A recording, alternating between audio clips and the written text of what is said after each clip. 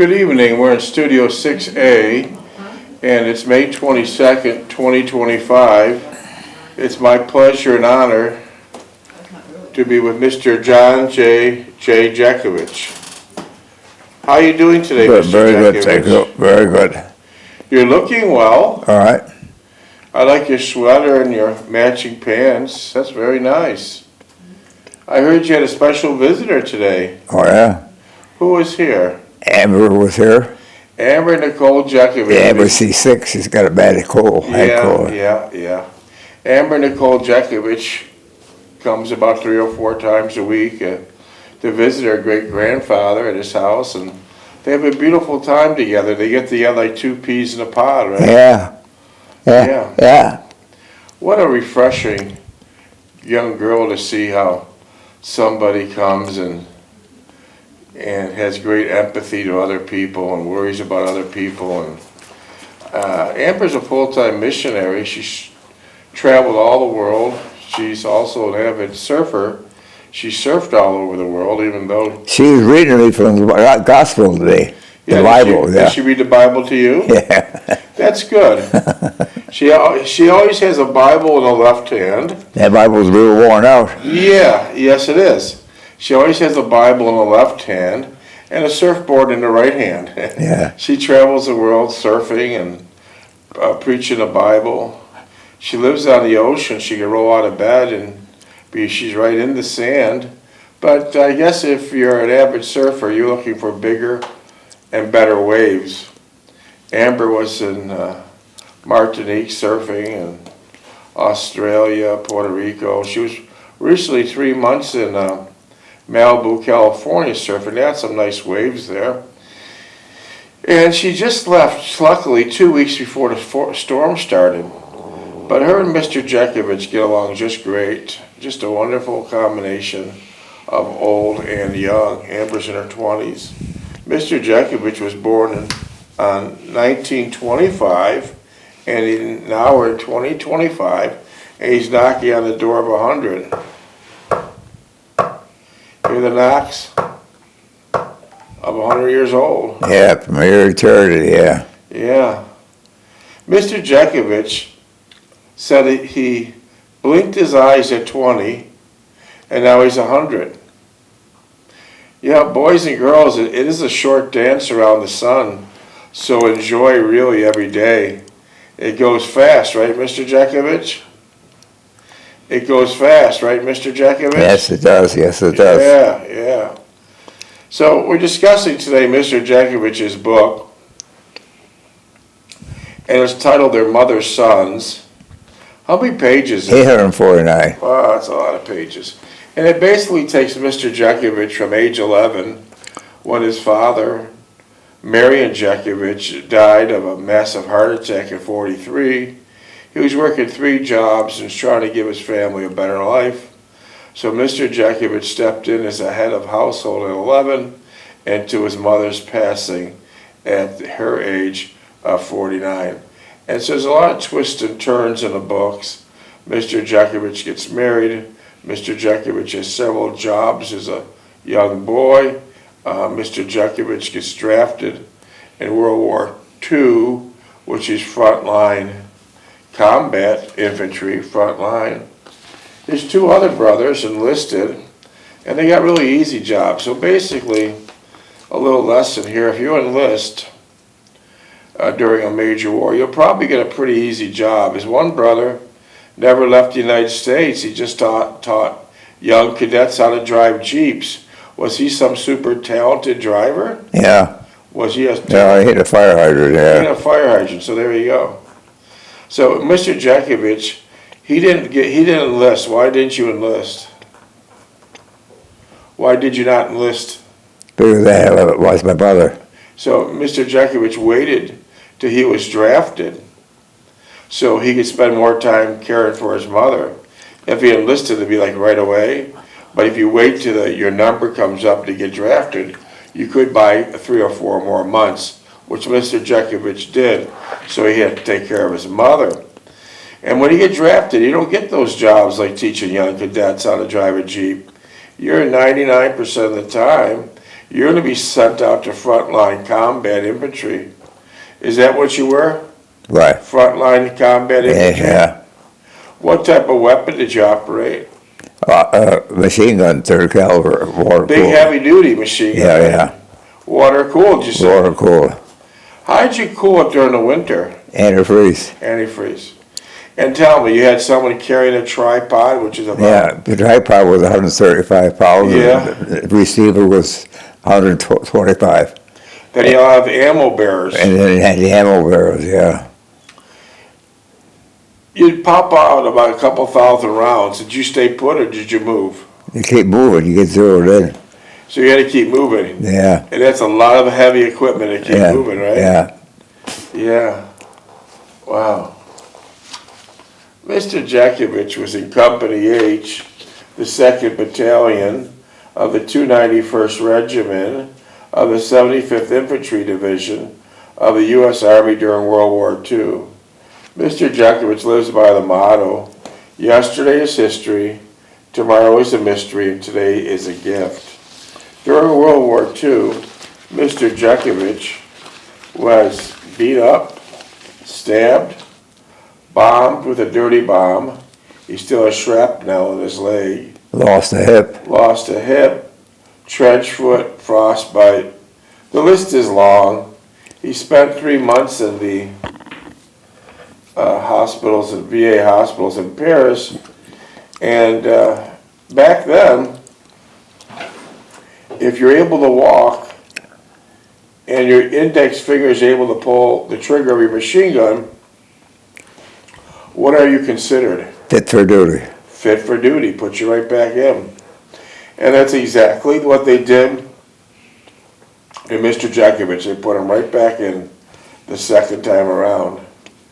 Mr. Jeckovich, during World War II, received the Bronze Star Medal, the Purple Heart, the Army Good Conduct Medal, American Campaign Medal, European, African, Middle Eastern Campaign Medal with 3 Bronze Service Stars, World War II Victory Medal, Army of Occupational Medal with Germany Clasp, Combat Infantry Badge, Sharpshooter Badge with carbine, pistol, and machine gun bars, Marksman Badge with rifle bar, Honorable Service Lapel Button, World War II.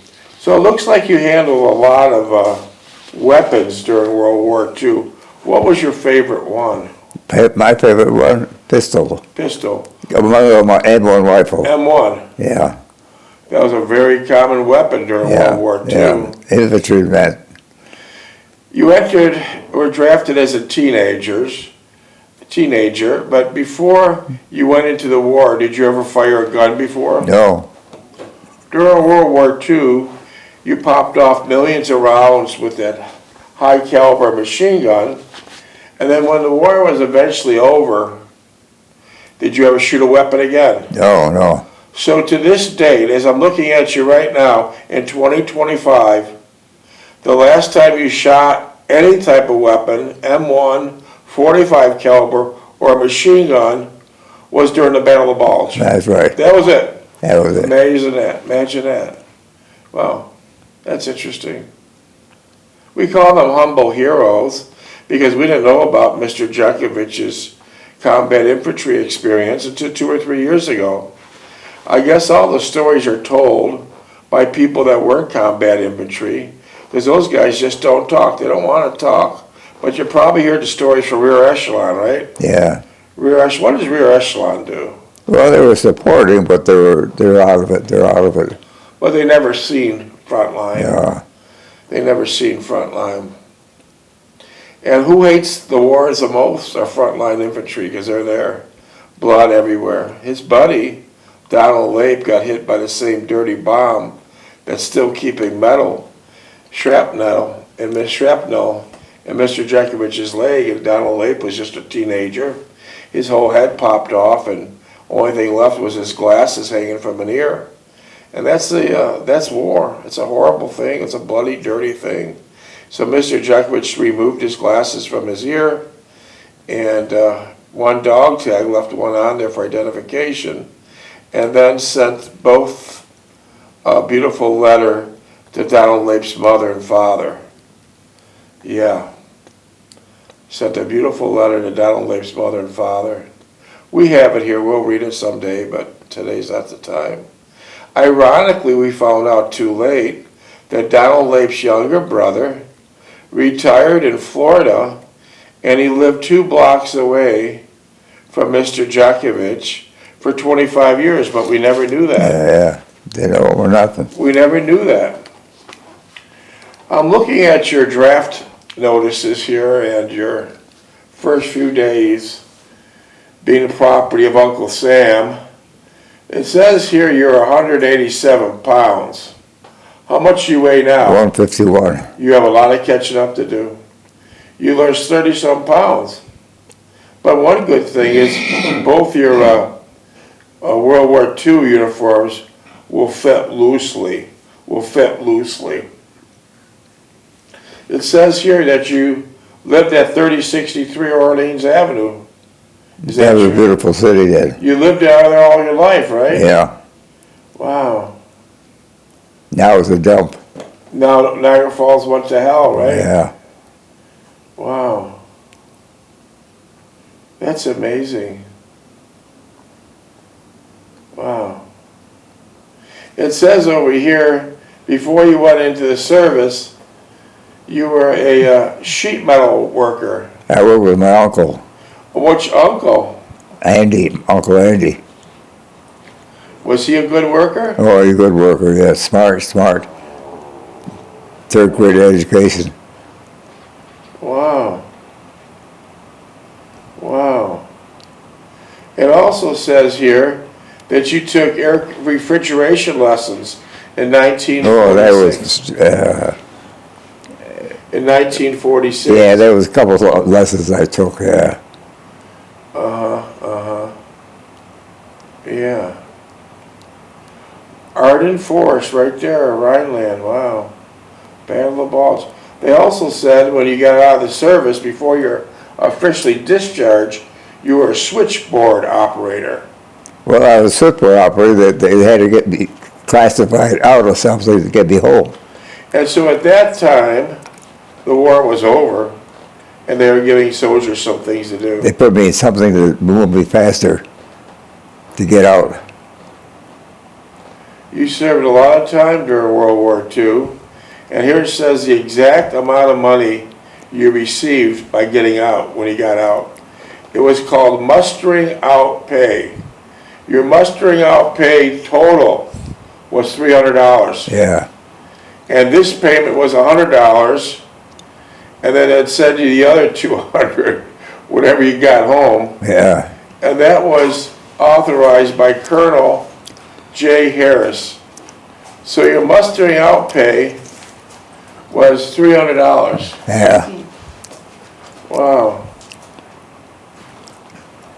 It looks like here you had an insurance policy on yourself, and that was for $6.40. $10,000. Yeah. And that was your mother the beneficiary? Yeah. Didn't you send all those years you're in the war, didn't you send almost all your pay to your mother? Oh, yeah, I sent it most of my... Was she very grateful? Oh, well, yeah, she was, well, she's living alone. Yeah. Wow. This is interesting how they filled out this form on you. It said you're issued right away a M1 rifle marksman certificate. Wow. Purple Heart. Where's these Purple Hearts at? Where's all my medals? I don't know where they are. Where's your 2 uniforms? I don't know. Where's that beautiful chrome knife you had? I don't know. I can't find it. Wow. Any guess? Were you allowed to take that 45 caliber pistol home? No. You had to leave it, right? Yeah, I couldn't What take do you think anything. they did with those millions and millions of weapons? Pardon? What do you think they did with all those weapons? They put them in Fort Knox, someplace, stored them. They're used for recruits coming out. Okay. Whatever happened to your heavy-duty machine gun? Did that get destroyed during the war? No, that wasn't destroyed. It was probably some museum now. So you turned that over? Yeah. Yeah, that was a pretty big deal. That was a pretty big deal. When you got out of the service, was there many young guys looking for jobs? Oh, yeah. And where did you end up You had to getting check it on the employment office every week. You did? Yeah. Was it a long line? Oh, yeah. Where'd you end up working at? Crosdale. But what factory did you end up at? Pardon? What factory? I worked in Buffalo and Niagara Falls. No, after the war was over with, did you work for 35 years at Kimberly Clark? Kimberly Clark, yeah. After I knew all the dirty factories, Kimberly Clark was the cleanest. So let me try to understand this. You worked at Croisdale's that did aluminum sheet metal work, and they had contracts with all the factories in Buffalo and Niagara Falls. So you had the inside look to see what factories were the cleanest, right? And then you turned out turned out Kimberly Clark was very clean. Kimberly Clark, yeah. And that's where you ended up working for 35 years. Did you ever think about working at Hooker? No, I worked with my father, my uncle. But put a mask on your face and everything. So that wasn't a place you work at? No. Did you ever think of working at Union Carbide? No, same thing. Pretty bad. So that was a good insight you had to all these factories, though. By working at Croisdale Sheet Metal, you were able to do work in these places, and you could size them up. Yeah. So you worked at Kimberly Clark for 35 years. What type of work did you do there? I was in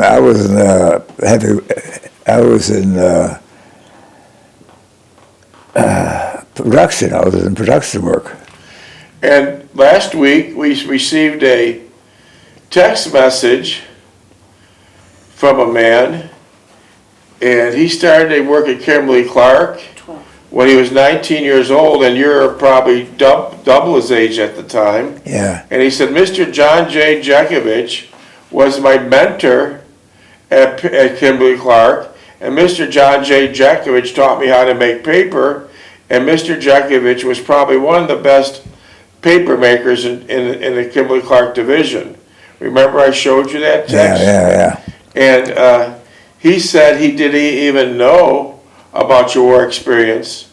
Like I said earlier, these humble heroes, the greatest generation ever, they don't talk about it. So you work with this young boy day in and day out, taught him everything you know about making paper, and he had no idea what type of World War II war hero you were. So that was a good example of that. When you went to work for 35 years, how did you get there? Walked. What'd you do during a snowstorm? Walked. What'd you do during a rainstorm? Walked. Did a lot of people in your neighborhood work at Kimberly? Yeah, my next door neighbor did. Was he a good guy? Yeah. He's a pain. Okay. Was he from Poland? Yeah, he had a bad accent. Tell us why you have no accent. Because my father said when we're not talking Polish, we're not talking Russian, we're in America, we're going to talk English. Minutes, please. So the reason why you don't have an accent is because your father, who came from Russia,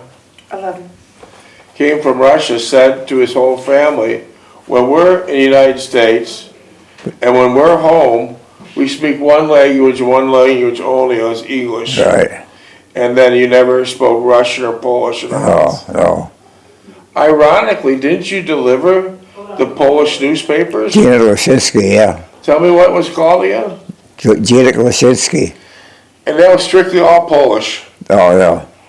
Did your mother get the paper? Yeah, she got it for the obituary. So your mother got the paper for just the obituaries? Yeah. I don't think she could read it well.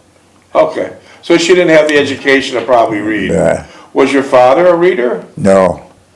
But your reading experience when you were a boy, did you belong to a club? Book of the Month Club, yeah.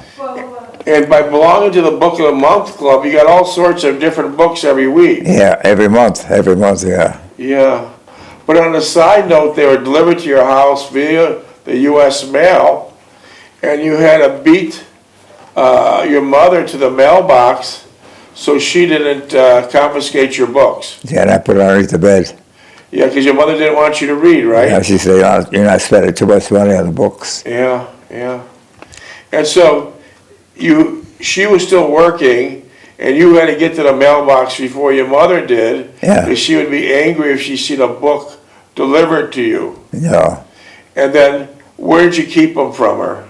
I kept it underneath the bed But how would you read in your house? in the garage. You'd have to go to the garage. Yeah. Wow. What mother today would love their kid to be reading like that? Yeah. Unbelievable. Yeah. Did your father ever read? I read the newspaper once in a while. The Polish paper? No, English. English. And what was that called? The Niagara Falls Gazette, yeah. I see. Courier Express, Curry, that was from Buffalo, right? yeah. Did your mother read it? She did. She read the obituary, yeah. She just wanted to see what was going on. Yeah. She just wanted to see what was going on. It was interesting, your father died at an early age, 43, and he was buried in Lewiston, New York, in a really decent, nice cemetery. And on the headstone, it also listed your mother, Anna Targus Jeckovich. This is while she's living. And it shows her birth year of 1899. Yeah. What did your mother do with the headstone? Pardon? When your mother seen her birth year of 1899 on a headstone, what did your mother She put do? a tape over it. Yeah, your mother got masking tape and she covered up her birth year Yeah. so no one would see, right? Yeah. Even back then, ladies didn't want to be old. Never estimate or underestimate, or never estimate, I should say, a lady's weight or a lady's age. Don't do it. You'll be in trouble. You'll never win. So, this Polish paper, getting back to that, how many were on the route? Pardon what? How many subscribers did you have to the Polish paper? 150. And how did you deliver? And a bicycle, my Black Knight bicycle. Did any of those customers you delivered to speak English? Yeah, oh yeah, they spoke broken English, yeah. But they're subscribing to an all Polish paper, right? Yeah. Were they good payers? Well, you had to get it out of them. They every week, other week, they got paid. What did they say? They paid me last week. So they said they paid you Yeah. when they actually did it. Yeah. Did they have a lot of beautiful dishes being cooked when you went in their house? A lot of Polish dishes? Oh yeah, sometimes it was good, sometimes it wasn't. And did you go and eat there sometimes? No. They ever invite you? They did, but I never went. Was it smell delicious? It was about, some places they were, some places they weren't. The ones that weren't, were they like serving kishka and Brains, yeah. Yeah. And tripe. Tripe, yeah. Tripe is still a big dish, believe it or not, in some of these places. It's amazing. It's absolutely amazing.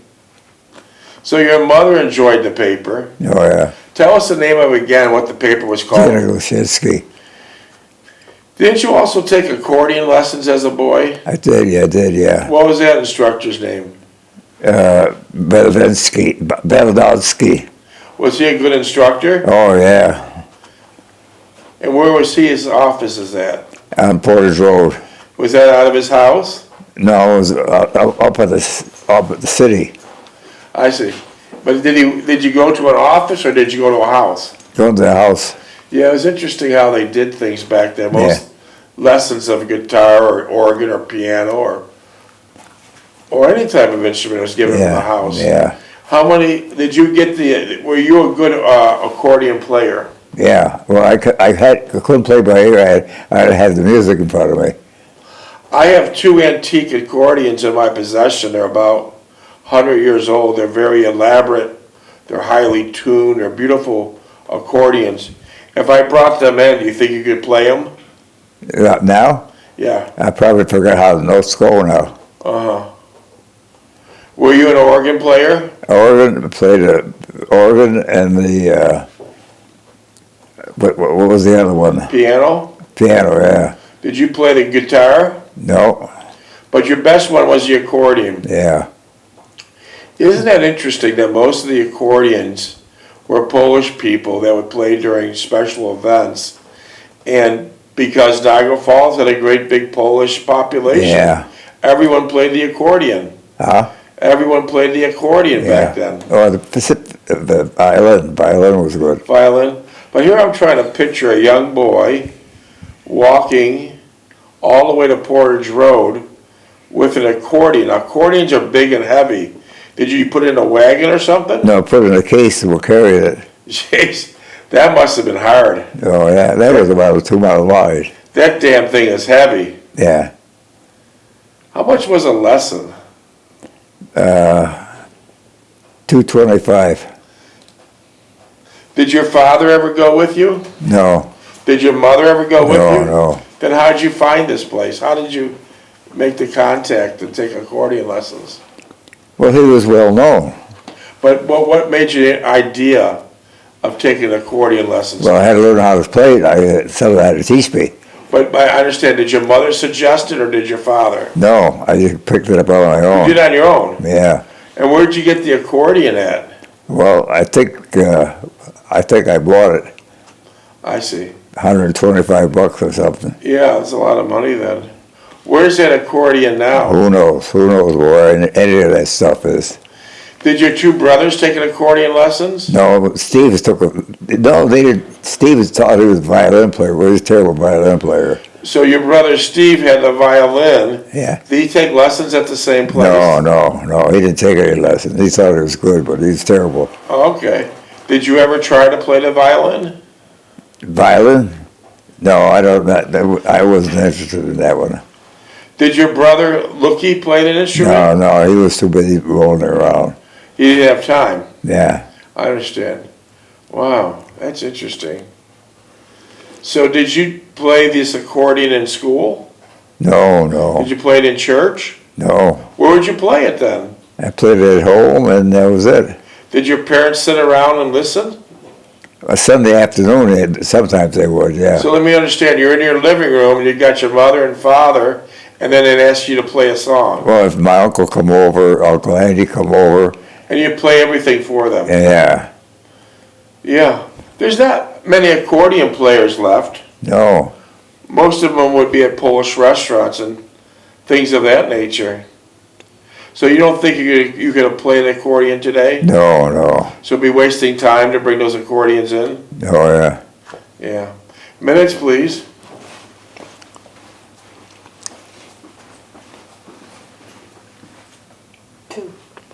Did you ever think about when you got drafted?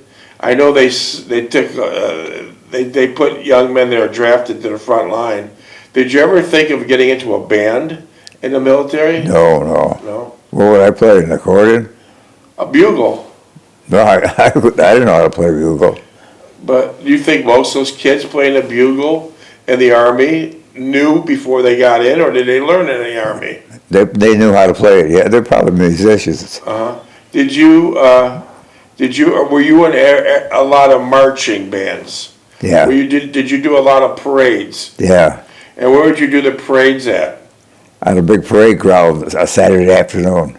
Did you enjoy the parades? Oh, yeah. Well, there was a big army band there, too. How long did it take to prepare for the parade? How much preparation did your person have to have? Well, you had to be a musician to play. No, I mean the parade, to do all the walking and spinning and... You had to know close order drill. Yeah. Did they practice a lot? Well, once a week you go out there and practice. During World War II, guys like Bob Hope entertained the troops. Were you ever entertained by Bob Hope? I never seen a celebrity, never. But it's all over the TV still, where all these celebrities in the 40s are entertaining troops. Yeah. Who the hell are they entertaining if they didn't entertain you? Even behind the front lines. So the rear echelon that never fought in the war, they get all the benefits. Yeah. Didn't you, when you were supposed to be issued really good 10 seconds. clothing, who got all that cold weather clothing? First of all, the rations got, and we got the leftovers.